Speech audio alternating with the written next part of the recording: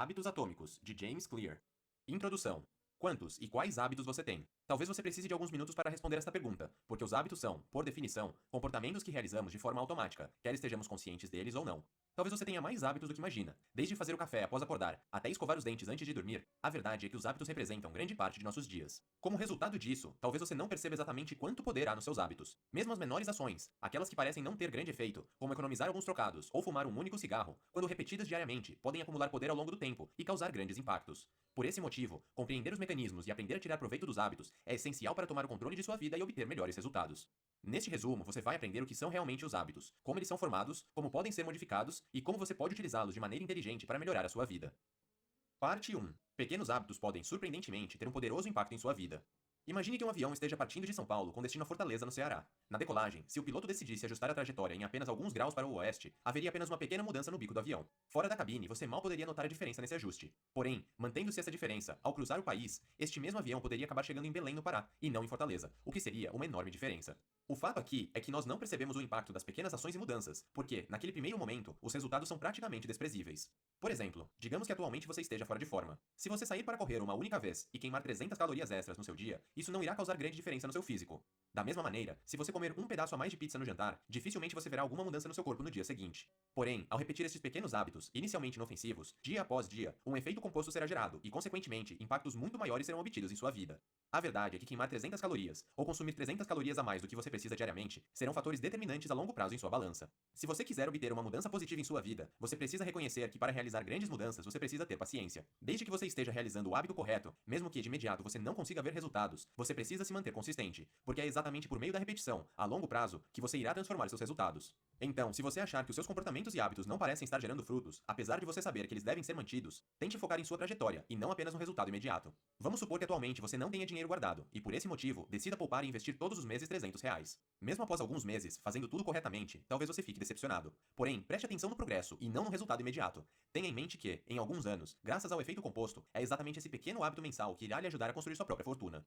O segredo então é que, para obter grandes resultados na vida, não é necessário realizar ações gigantescas ou mudanças drásticas. Você não precisa revolucionar toda a sua vida ou até nascer novamente. Na verdade, você pode fazer pequenas mudanças em seu comportamento, as quais, ao serem repetidas várias e várias vezes, no longo prazo, irão transformar totalmente sua vida. Parte 2. Hábitos são comportamentos automáticos que aprendemos a partir de nossas experiências. Quando você entra em um quarto escuro, você não pensa no que precisa fazer. Você automaticamente procura o interruptor e acende a luz. Isto é um hábito, um comportamento que você repetiu tantas e tantas vezes que agora ele se tornou automático. Então, como os hábitos são formados? Bem, basicamente nossos cérebros descobrem maneiras de responder às novas situações através de processos de tentativa e erro. Um famoso psicologista do século XIX, Edward Thorndike, demonstrou isso com um experimento em que gatos eram colocados dentro de caixas pretas. Ao serem colocados, como já era de se esperar, os gatos imediatamente tentavam escapar da caixa, farejando os cantos e arranhando as laterais. Finalmente, os gatos encontravam uma alavanca, que, ao ser pressionada, abria uma porta e permitia que eles escapassem. Então, Thorndike pegou os gatos que conseguiram escapar e repetiu o experimento. Sabe o que ele descobriu? Bem, após serem submetidos ao mesmo experimento algumas vezes, os gatos aprendiam o que precisava ser feito e não perdiam mais tanto tempo procurando a saída. Ao invés de repetirem todo o comportamento de farejar e arranhar as laterais da caixa até encontrar a alavanca, automaticamente eles iam em direção a ela e escapavam em apenas alguns segundos. Em outras palavras, escapar da caixa se tornou um comportamento automático, isto é, um hábito. Thorndike descobriu que hábitos que geram algum tipo de prazer ou gratificação, neste caso, a liberdade dos gatos, tendem a ser repetidos até que se tornem automáticos. Da mesma maneira, nós também buscamos soluções gratificantes e satisfatórias para as dificuldades em nossas vidas. E felizmente, agora entendemos um pouco mais sobre como os hábitos funcionam. Os hábitos são formados basicamente por 3 etapas. A primeira etapa dos hábitos começa com a deixa, que também é conhecida como gatilho. Em outras palavras, algo que dispara o sinal no cérebro para que o hábito seja iniciado. No caso de entrar em um quarto escuro, é a necessidade e o desejo de conseguir enxergar o ambiente. Em seguida, vem a rotina, a atividade necessária para realizar a mudança. Neste caso, encontrar o interruptor e acender a luz. E por fim, a terceira etapa é a recompensa, o objetivo final de todo o hábito. Aqui é o sentimento de alívio e conforto de conseguir enxergar o que está ao seu redor. Todos os hábitos seguem este mesmo padrão: deixa, rotina e recompensa. Você toma café todas as manhãs? Ao acordar e sair da cama, a sensação de uma certa lerdeza dispara o desejo de se sentir alerta e disposto. Automaticamente, em seguida, você vai para a cozinha e prepara seu café. E como recompensa, você se sente com mais energia e pronto para encarar o seu dia. É claro, nem todos os hábitos são bons para nós, mas agora que nós sabemos como eles funcionam, nós podemos trabalhar para desenvolver hábitos positivos que vão melhorar as nossas vidas. Parte 3. Para desenvolver um novo hábito, é necessário uma deixa difícil de ser ignorada e um bom plano de ação. Todos nós temos deixas que disparam certos hábitos em nossos dias. Por exemplo, a vibração do celular pode ser que seja o gatilho para você checar as suas mensagens. Ou a sensação de estar com os dentes sujos talvez seja o gatilho para escová-los. E agora que você compreendeu que certo estímulo pode gerar um comportamento habitual, você pode usar esse conhecimento para mudar os seus hábitos. Mas como? Bem, uma ótima maneira é mudando o ambiente e as coisas ao seu redor para encorajar a criação de hábitos melhores. Vou lhe dar um bom exemplo: o trabalho da médica Anne. Ela desejava melhorar os hábitos alimentares de seus pacientes no hospital, mas sem que eles precisassem ter que fazer escolhas de forma consciente. E o que ela fez? Bem, ela modificou a cafeteria do hospital. Até então, as geladeiras próximas ao caixa continham apenas refrigerante. Então Anne decidiu colocar garrafas d'água, não apenas lá, mas em todas as geladeiras. Em apenas 3 meses, as vendas de refrigerante caíram 11%, enquanto as vendas de água aumentaram 25%. Essa pequena mudança visual de expor as garrafas de água de forma proeminente fez com que os pacientes melhorassem os seus hábitos de maneira significativa. Então, pequenas mudanças em seu ambiente podem fazer grande diferença. Você quer começar a ler? Deixe o livro que deseja ler em algum lugar claro, que você sempre o veja. Quer comer mais frutas? Experimente deixá-las bem visíveis em sua cozinha. Da mesma forma, deixe os doces e produtos industrializados o mais escondido possível. Tente tornar as deixas dos hábitos que deseja criar o mais óbvias possíveis, e você provavelmente irá responder a elas da maneira que gostaria. De maneira inversa, tente esconder ou eliminar as deixas dos hábitos negativos. Uma ótima segunda maneira de fortalecer as deixas é implementando intenções. A maioria de nós tende a ser vago demais em nossas intenções. Nós costumamos dizer coisas como: vou começar a comer melhor, e nós simplesmente esperamos que algo de bom aconteça em nossa alimentação. Por outro lado, a implementação de uma real intenção requer um bom plano de ação, em que está claro quando, onde e como o hábito que você quer cultivar irá ser executado.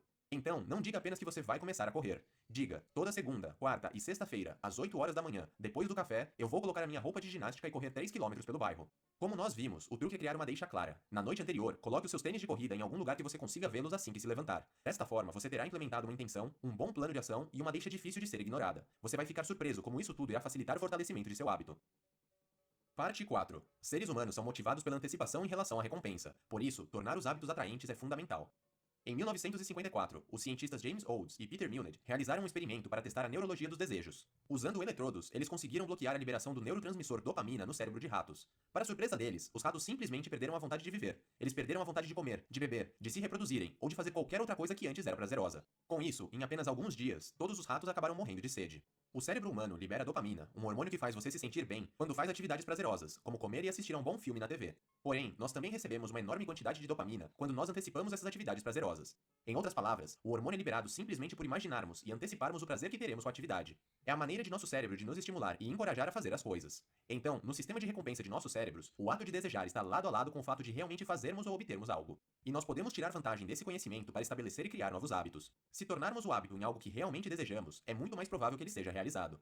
Uma ótima técnica para isto é o empacotamento de tentações. Essa técnica basicamente consiste na ideia de pegar um comportamento que você quer desenvolver e que considera importante, mas que não é muito prazeroso ou atraente, e combiná-lo com algum comportamento agradável que você já esteja propenso a realizar, algo que gere uma carga de dopamina em seu cérebro.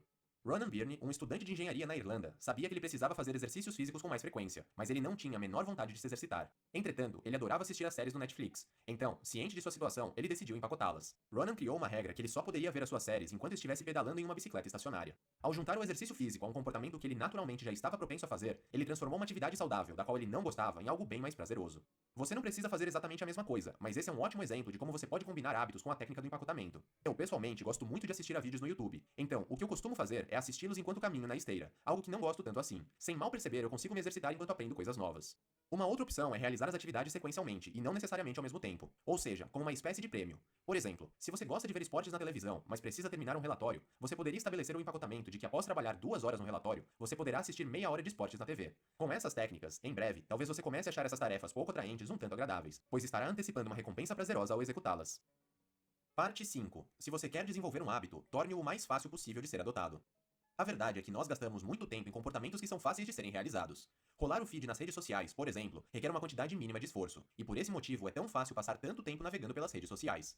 Por outro lado, aprender uma nova língua exige um esforço muito maior. Repetir esse tipo de comportamento diariamente até que ele se torne um hábito não é uma tarefa fácil. Então, tornar um comportamento o mais fácil possível é a chave para transformá-lo em um hábito. Felizmente, existem alguns truques que você pode adotar para tornar qualquer coisa mais fácil. O primeiro é aumentar ou reduzir a resistência para realizá-lo. Por exemplo, digamos que você queira diminuir a quantidade de vezes que você pede comida em casa, seja para economizar dinheiro ou para comer de maneira mais saudável. Uma ótima maneira de fazer isso seria fazer um plano de ação em que você iria comprar a comida da semana toda de uma só vez, por exemplo, aos domingos no supermercado. Quando fosse cozinhar, você poderia preparar a comida de vários dias também em uma única vez. Dessa maneira, quando você chegasse em casa após um longo dia de trabalho, você já teria comida pronta e não teria que lidar com a resistência de ainda ter que prepará-la, ou com a tentação de pedir comida.